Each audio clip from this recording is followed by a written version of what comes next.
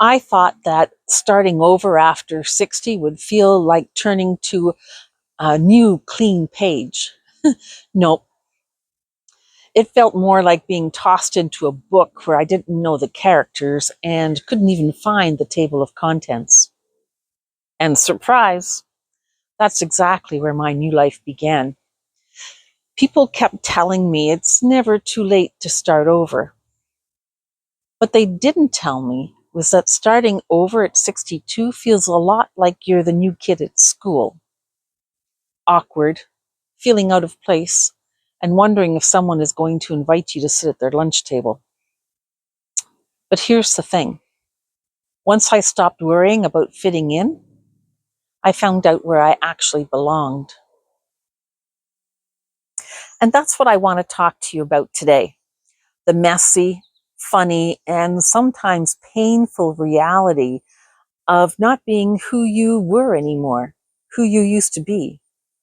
Because starting over after 50 or after 60 isn't just about moving or changing jobs or even downsizing your closet.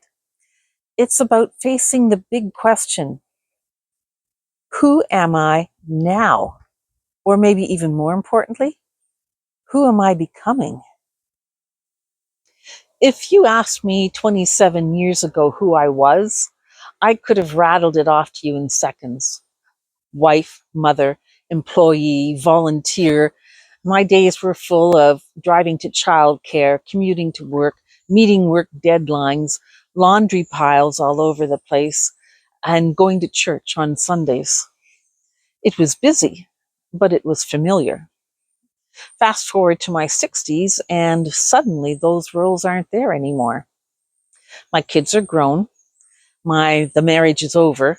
The career chapter has closed. I remember sitting there after my daughter left Mexico and I was all alone. So, who does that make me now? And let me tell you, silence can be deafening when all your old labels are gone.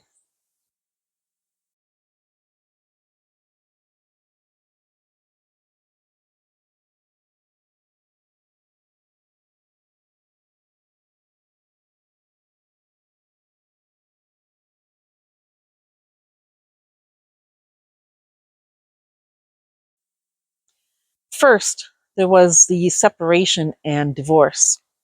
That forced me to figure out who I was without my husband in the picture. And then the big one, I moved to Mexico, sold everything, moved to Mexico with only what I could carry. People thought I was crazy. And honestly, I thought I was crazy too. And then there was the financial loss. Investments that I had trusted in had disappeared overnight.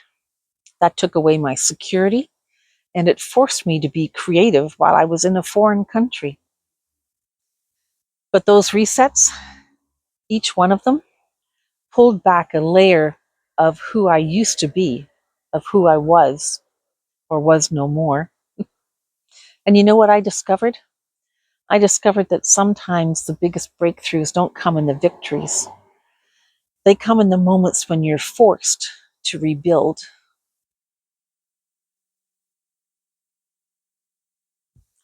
Now, here's the thing. When you've stripped all of the old roles and routines away, you start noticing things, little things that you never saw before. Some of them funny, some of them frustrating, and some of them actually end up changing you in ways that maybe you've never expected. Take house sitting in Mexico, for example. People imagined that we were living the dream, right? Sipping margaritas by the pool, watching sunsets every night, living the beach life.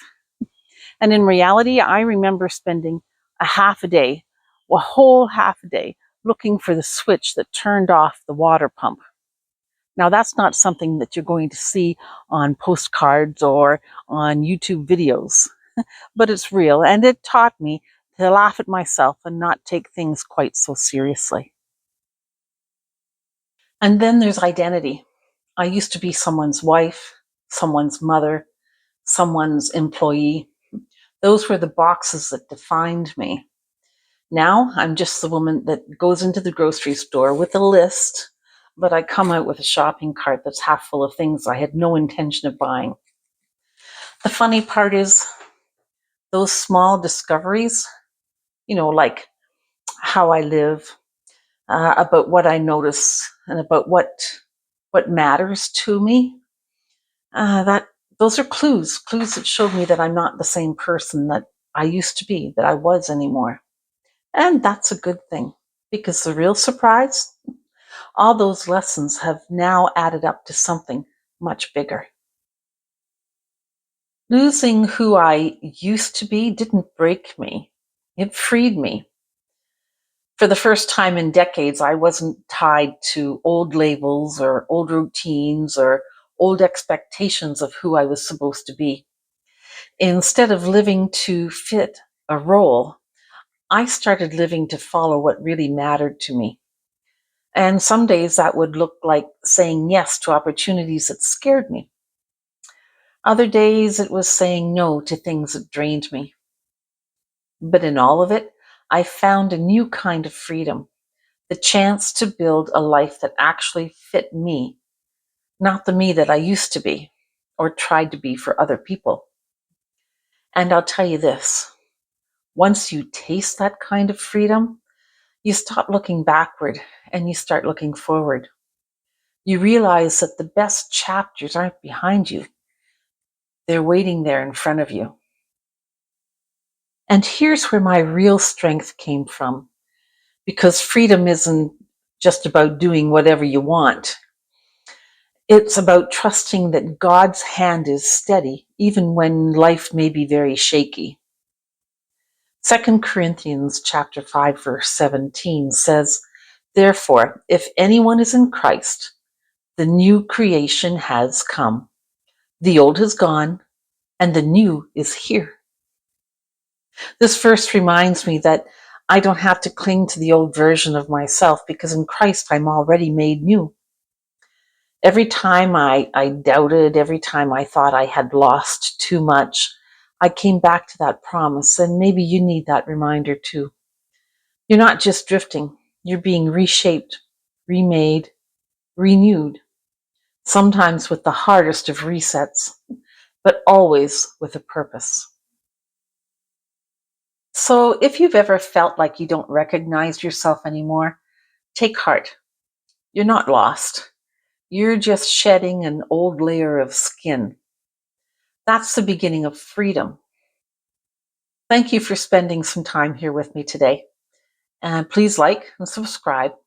And if this spoke to you today, I think you'll really connect with this video right here.